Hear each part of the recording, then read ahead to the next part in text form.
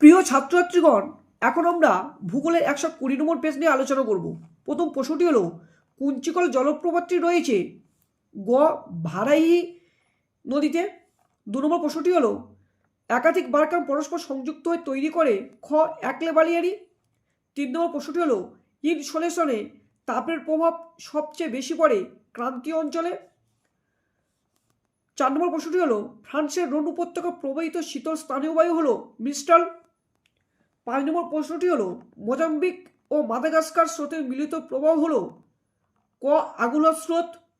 6 নম্বর প্রশ্নটি হলো, উল্কাপিণ্ড পুড়ে ছাই হয়ে হয় যে স্তরে খ মেসোস্ফিয়ার। 7 নম্বর প্রশ্নটি হলো, ল্যান্ডফিল থেকে উৎপন্ন গ্যাসটি হলো ঘ মিথেন। 8 নম্বর প্রশ্নটি হলো, ভারতে হিমালয়ের সর্বোচ্চ শৃঙ্গটি হলো ঘ কাঞ্চনজঙ্ঘা। 9 নম্বর প্রশ্নটি হলো, ভারতের একটি লবণাক্ত জলের হ্রদের উদাহরণ হলো গ প্যাংগং।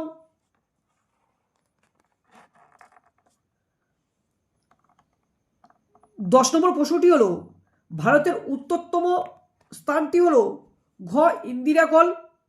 11 নম্বর প্রশ্নটি হলো, যে নদীর উপর হীরাকুদ বাঁধ গড়ে উঠেছে সেটি হলো মহানদী।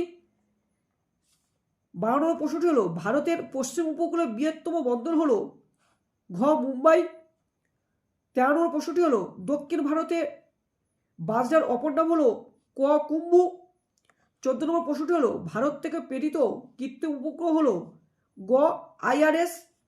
এখন আমরা 2 নম্বর দাগের প্রশ্নটি আলোচনা করব, অর্থাৎ শুদ্ধ অশুদ্ধ 2.1 যেটা রয়েছে শুদ্ধ অশুদ্ধ, সেটা নিয়ে আমরা এখন আলোচনা করছি। উত্তরগুলো তোমরা দেখতে থাকো। প্রথম প্রশ্নটি হলো, ভাগীরথী ও অলকানন্দা নদীর মিলনস্থল হলো রুদ্রপ্রয়াগ। ভুল, কারণ এটা হবে দেবপ্রয়াগ। 2.2 যে অ্যান্সারটি রয়েছে সেটা হচ্ছে ভূমধ্যসাগরীয় অঞ্চলে বেশি বৃষ্টিপাত গ্রীষ্মকালে হয়, এটা ভুল, কারণ এটা শীতকালে হয়। 3 নম্বর প্রশ্নটি হলো, নিরক্ষীয় অঞ্চলে সমুদ্র জলে লবণতা সর্বাধিক, সঠিক। 4 নম্বর প্রশ্নটি হলো, ভারত জলদূষণে প্রধান ও গুরুত্বপূর্ণ ভূমিকা নেয়, সঠিক। ভারতে প্রায় 5 নম্বর প্রশ্নটি হলো, ভারতে প্রায় 60% মানুষ প্রাথমিক কর্মকাণ্ডের সঙ্গে যুক্ত, সঠিক। 6 নম্বর প্রশ্নটি হলো, মুম্বাইতে ভারতের বৃহত্তম মোটর গাড়ি নির্মাণ কেন্দ্র গড়ে উঠেছে, ভুল। 7 নম্বর প্রশ্নটি হলো, টোপোগ্রাফিক্যাল মানচিত্রে RF মানে হলো সংরক্ষিত মরুভূমি, ভুল। এখন আমরা শূন্যস্থানগুলি নিয়ে আলোচনা করব। প্রথম প্রশ্নটি হলো, দ্য ল্যান্ড অফ ফিয়র্স বলা হয় নরওয়েকে। 2 নম্বর প্রশ্নটি হলো, শীতকালে জলীয় বাষ্প ঘনীভূত হয়ে ধূলিকণার সঙ্গে মিশে তৈরি হয় কুয়াশা। 3 নম্বর প্রশ্নটি হলো, মৌসুমী স্রোত ভারত মহাসাগরে দেখা যায়। 4 নম্বর প্রশ্নটি হলো, বায়ুতে ভাসমান অতি সূক্ষ্ম কণাকে ধূলিকণা বা অ্যারোসল বলে। 5 নম্বর প্রশ্নটি হলো, বড়দেই চিলা গ্রীষ্ম ঋতুতে দেখা যায়। 6 নম্বর প্রশ্নটি হলো, আলোক তরঙ্গ দৈর্ঘ্য পরিমাপের একক হলো ন্যানোমিটার ও অ্যাংস্ট্রম। 7 নম্বর প্রশ্নটি হলো, ড্যাশ রাজ্যে ভারতের বৃহত্তম লৌহ ইস্পাত শিল্পকেন্দ্রটি অবস্থিত। যদি সরকারিভাবে বলে তাহলে ছত্তিশগড়, যদি বেসরকারিভাবে বলে তাহলে ঝাড়খণ্ড। এখন আমরা 2.3 অর্থাৎ একটি বা দুটি শব্দে উত্তর দাও এইসব প্রশ্নগুলির উত্তর নিয়ে আলোচনা করব। প্রথম প্রশ্নটি হলো, শিব বালিয়ারির নামকরণ কে করেছেন? উত্তরটি হলো ব্যাকডল্ট।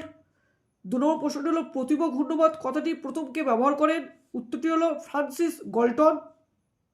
3 নম্বর প্রশ্নটি হলো, ক্রান্তীয় সমুদ্রে কোন ধরনের সমুদ্রস্রোত সৃষ্টি হয়? উত্তরটি হলো উষ্ণ বা বহিঃস্রোত। 4 নম্বর প্রশ্নটি হলো, ফ্লাই অ্যাশ কি? উত্তরটি হলো তাপবিদ্যুৎ কেন্দ্র থেকে উৎপন্ন এক ধরনের বর্জ্য। 5 নম্বর প্রশ্নটি হলো, ভারতের একমাত্র রাষ্ট্রায়ত্ত বিমান সংস্থার নাম কি? উত্তরটি হলো এয়ার ইন্ডিয়া। 6 নম্বর প্রশ্নটি হলো, গাঙ্গেয় সমভূমির পশ্চিম দিকের ছোট বালিয়াড়িকে কি বলে? উত্তরটি হলো ভুর।